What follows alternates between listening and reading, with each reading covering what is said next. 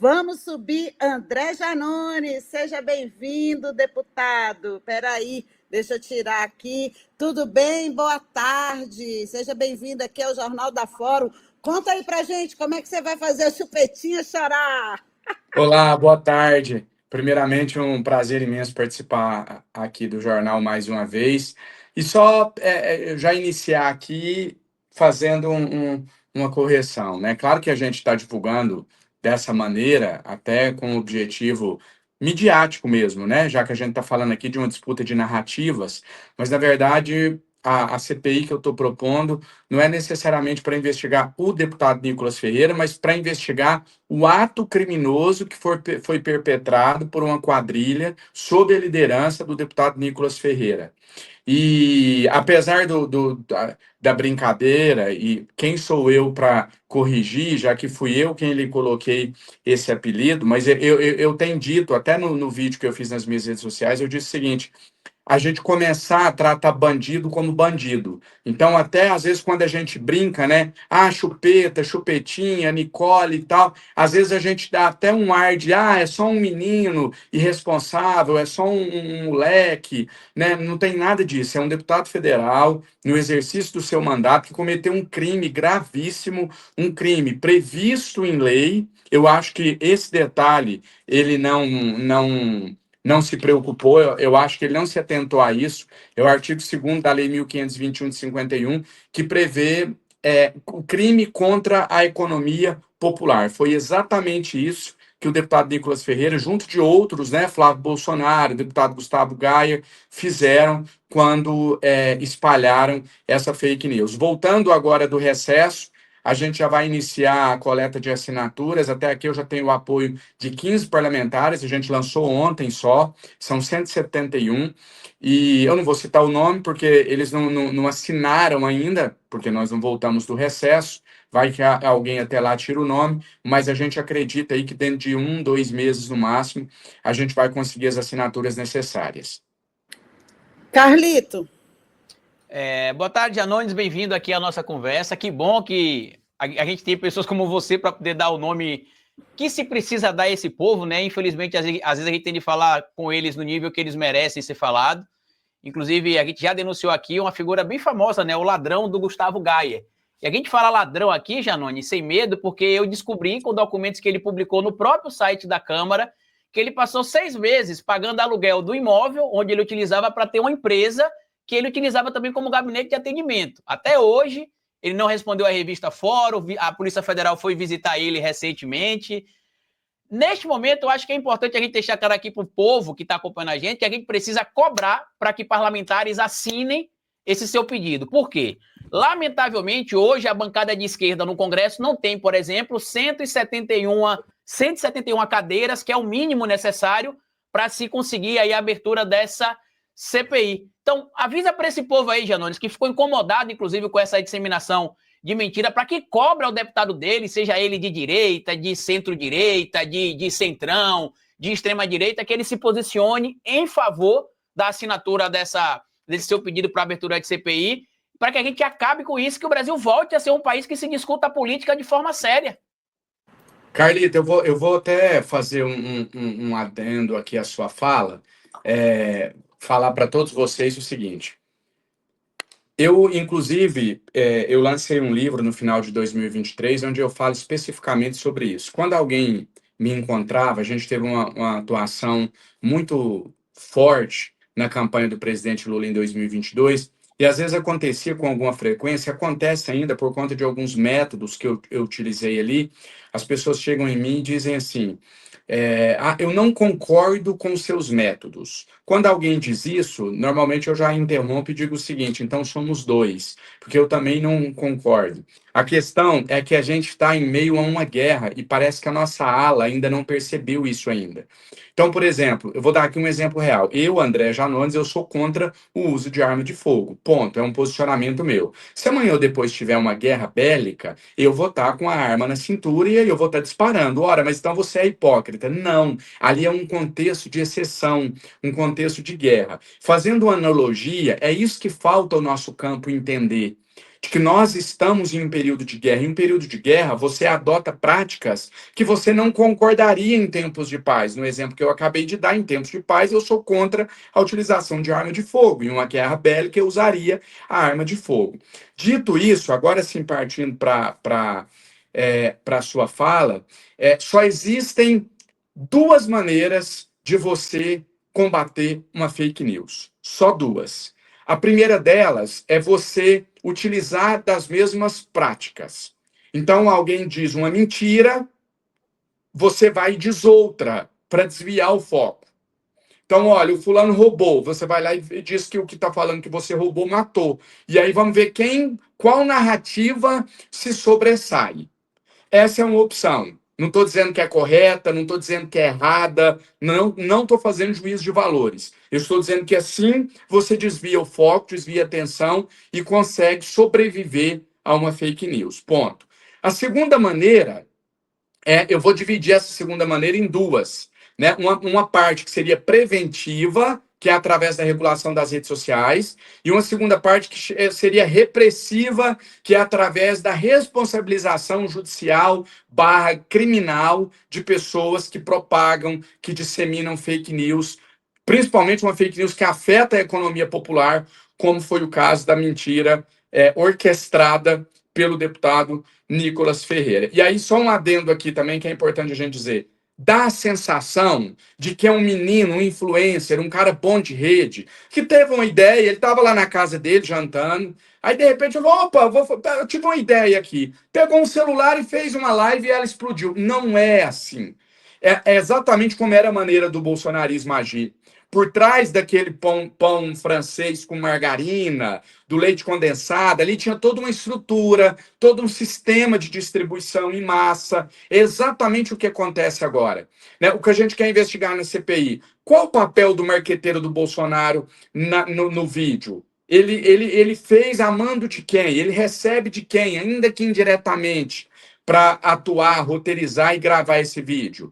Qual a participação dos demais deputados, os demais senadores? Qual que era o propósito com esse vídeo? Então, o nosso campo, ele não entendeu ainda, ele não entende a necessidade de você enfrentar as fake news de uma dessas maneiras. Eu disse várias vezes durante a eleição de 2022 de que a única maneira de você fazer um enfrentamento é esse que eu coloquei agora. Porém, é preciso ressaltar o seguinte: o que o deputado Nicolas Ferreira faz vai além de uma fake news. Não é simplesmente você criar um fato que não é verídico. Foi algo meticulosamente calculado, planejado para afetar a economia e, infelizmente, eles conseguiram.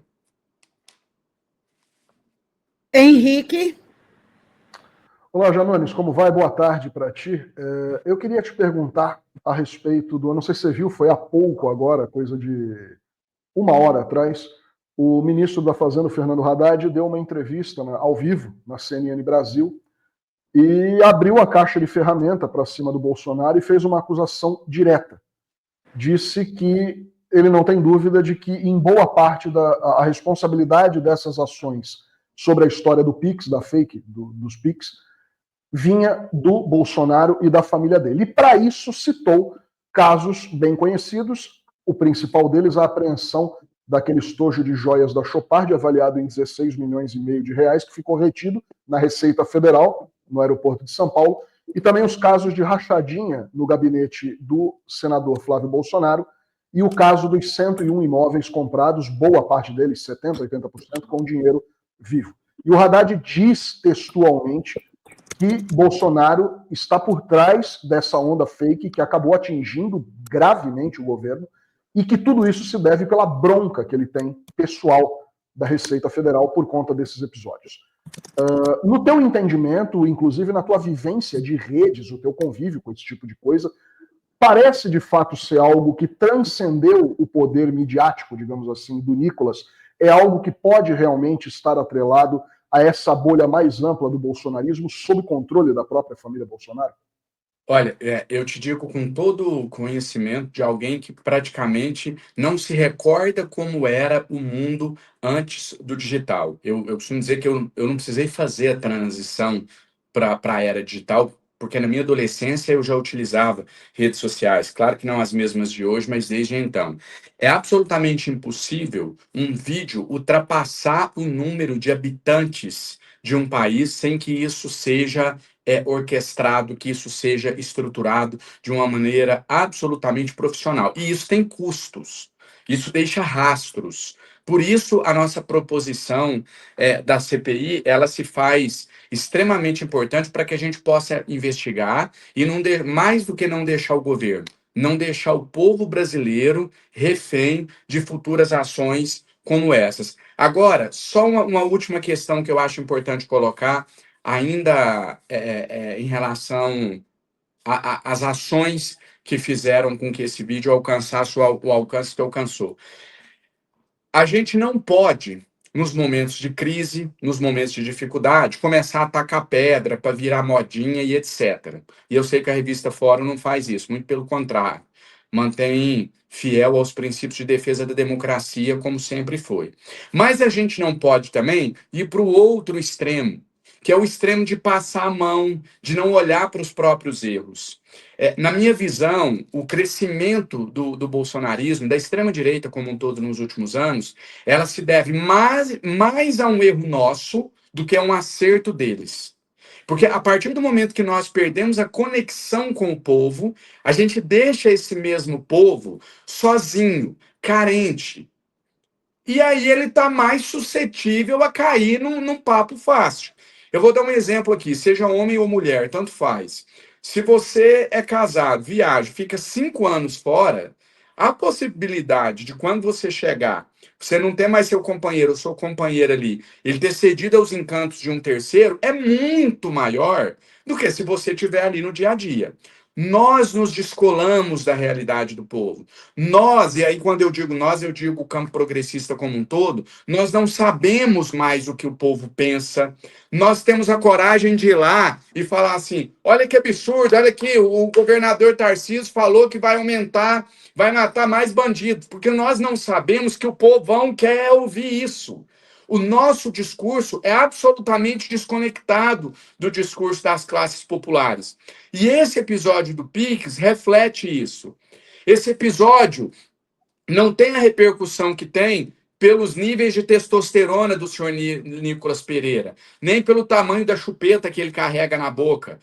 Esse vídeo ganha a repercussão que ganha porque ele toca em um ponto que a gente não sabe mais tocar, que a gente não sabe mais dialogar com as pessoas. A gente deixa ali um espaço propício para que um vídeo desse possa alcançar a repercussão que alcançou. E aí eu cito aqui 3 erros. Não basta uma cagada, não. Vamos fazer logo 3 de uma vez. Primeiro, você cria uma regra de uma maneira que você deixa... Você precisa entender que nós estamos em um contexto de guerra, que nós temos uma oposição atuante, ativa, e que qualquer brecha que a gente der, eles vão olhar com maldade e vão tentar fazer um carnaval em cima daquilo ali. Então, a primeira, a gente deixa uma brecha para alguém criar uma narrativa falsa. Primeiro erro foi aí.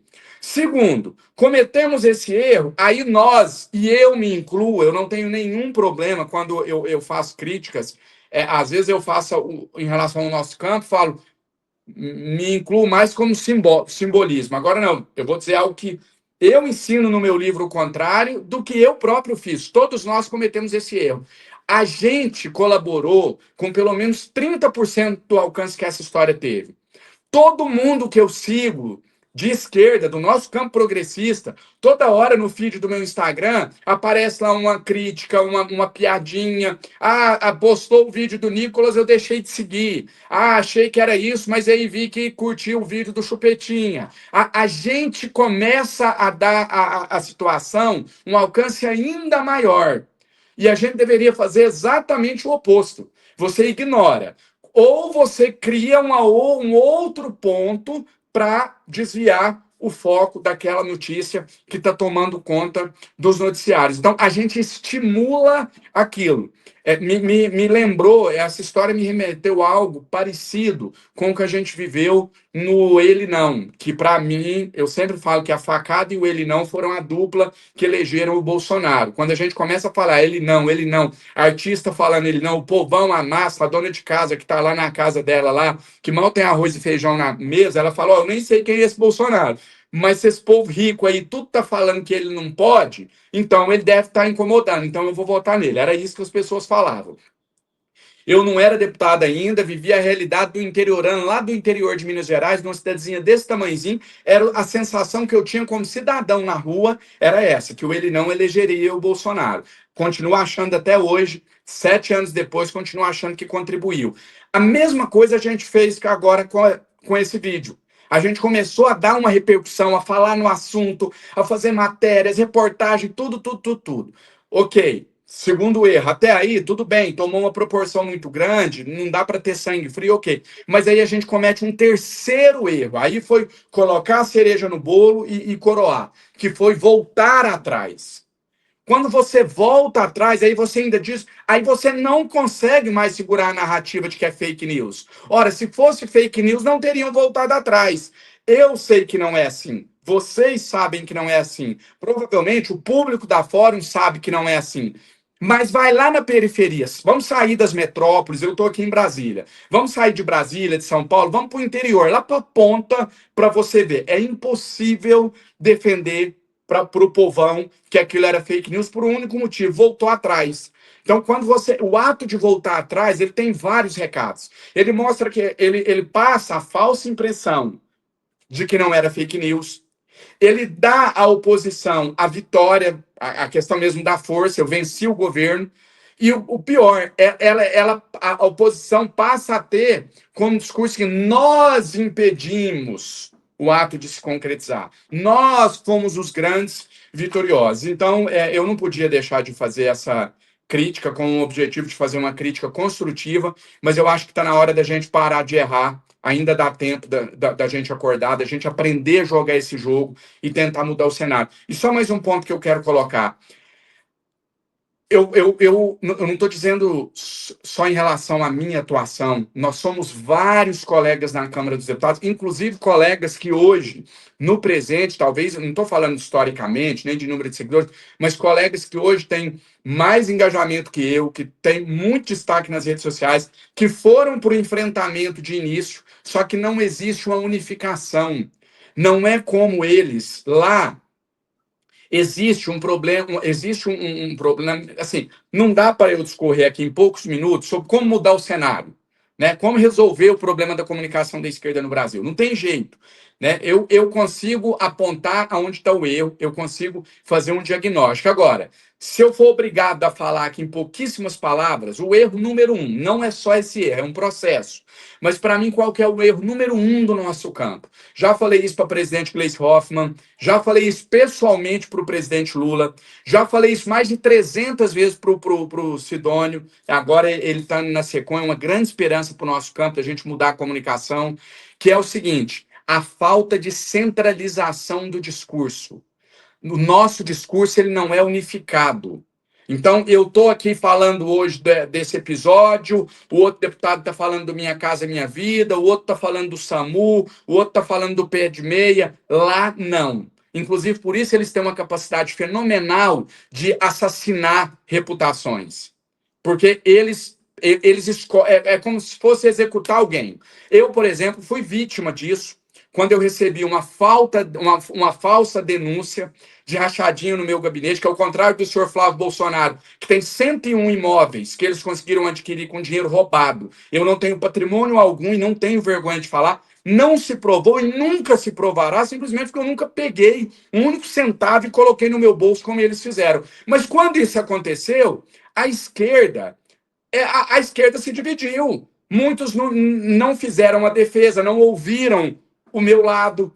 A mesma coisa agora em relação a essa questão do Nicolas. E, de novo, repito, não estou dizendo em relação a mim. Estou dizendo em relação, por exemplo, ao deputado Guilherme Boulos, que teve uma atuação rápida, forte nas redes sociais, inclusive acionando a justiça, da deputada Érica Hilton, que hoje é um dos maiores nomes nas redes sociais do nosso campo. Só que enquanto a Érica está falando uma coisa, eu estou falando outra, o Boulos está falando... Não existe a unificação. Do lado de lá, não. Do lado de lá é assim, é uma ordem. Ó, hoje é dia de assassinar a reputação do Janones. Ponto. Vai entrar todo mundo, do Bolsonaro ao vereador lá da cidadezinha de 2.000 habitantes, ao Valdemar, ao Gaia. Eles não querem saber se o Gaia já matou bêbado lá, alguém atropelado, se o Valdemar já foi preso no mensagem. Eles não querem saber. Eles entendem assim, nós estamos numa guerra, nós vamos juntar todo mundo hoje e destruir o Janones. Destruímos o Janones, amanhã nós já pula de lado, já vamos destruir outro. Acabou, ele já está morto, agora vamos destruir outro, vamos destruir o Felipe Neto. Vamos todo mundo para cima, coloca o Felipe Neto lá como pedófilo, como não sei mais o que, pá, destruímos o Felipe Neto. Vamos para outro. Então, assim, eles formam uma corrente que é um elo inquebrável.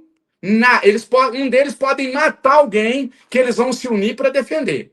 Olha lá, quando que o presidente Lula daria uma anistia, um perdão judicial a alguém do nosso campo, só por ser um guerreiro ali que está na luta? Nunca, e nem acho que tem que dar, não é isso que eu estou defendendo, não. Eu estou mostrando a diferença. O Lula é um estadista, é um homem que defende a democracia acima de tudo, que não adere a picuinhas, a baixaria. É um homem à altura da cadeira de presidente da República. O Bolsonaro não. Só que, infelizmente, no momento que a gente está, para vencer essa guerra baixa, tem que estar no nível do Bolsonaro, tem que rolar na lama. É isso ou é regular as redes sociais. Não existe uma terceira opção. É baixar o nível ou regular as redes, ou perder em 2026, e aí acabou. Aí eles vão conseguir instalar no Brasil uma ditadura pelo viés democrático.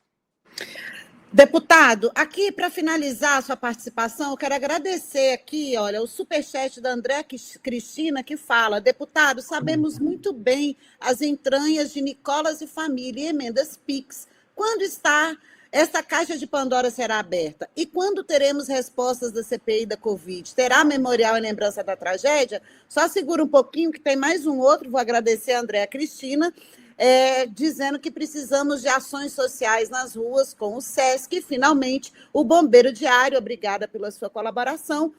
Ele pergunta qual foi a notícia falsa. O deputado já respondeu aí, né, a questão da impressão, como tipificar isso penalmente, e temos que ser prudentes para não corroborar com a narrativa de perseguição política, deputado. E aí, o que você comenta aí com com a nossa audiência?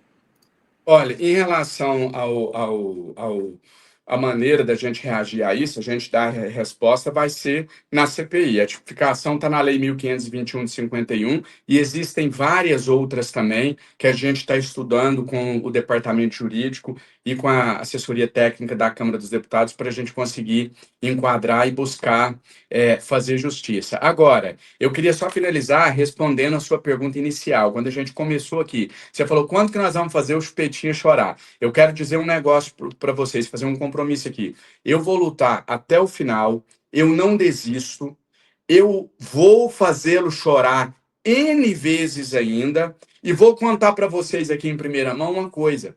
Lembra quando teve aquela briga lá em junho no Conselho de Ética? E teve um momento lá que eu tô falando com ele assim no pé do ouvido, e eu vou repetir aqui para vocês o que eu falei para ele lá. Gravem bem isso daqui, que de toda essa minha fala aqui é o mais importante. O que eu disse para ele que tirou ele do sério foi o seguinte, eu falei assim: Nicolas, no treino você sempre vai ganhar. Você vai ficar 4 anos bombando, viralizando, sendo o mais visto. Só que na hora que o jogo for para valer, eu vou te derrotar de novo, exatamente como eu fiz em 2022. Aí ele pegou e falou assim: você me derrotou no quê? Eu tive 7 vezes sua votação. Eu respondi para ele assim: o meu presidente chegou no dia da eleição com 3 vezes o engajamento das redes sociais que o seu presidente tinha. E quem fazia a estratégia digital era eu. Brinca durante o treinamento que na hora que o jogo for para valer, nós vamos te derrotar de novo. É isso que eu falei para ele e é isso que eu repito aqui para a audiência da TV Fórum. Durante o treinamento, a brincadeira eles podem ganhar de goleada. Na hora que o jogo começar de verdade, nós venceremos de novo. Obrigado a vocês pelo espaço de sempre, parabéns pelo trabalho, crítico, mas ao mesmo tempo de quem tem lado, de quem mostra a verdade. Então, eu sou fã do trabalho de vocês e sempre que quiser a minha participação aqui, eu aceito com muito prazer. Muito obrigado. Muito obrigada. Bom final de semana, deputado. Volte Obrigado. sempre. Tchau, tchau. E faz Tchau. ele chorar, hein? Valeu, obrigado. Pode deixar.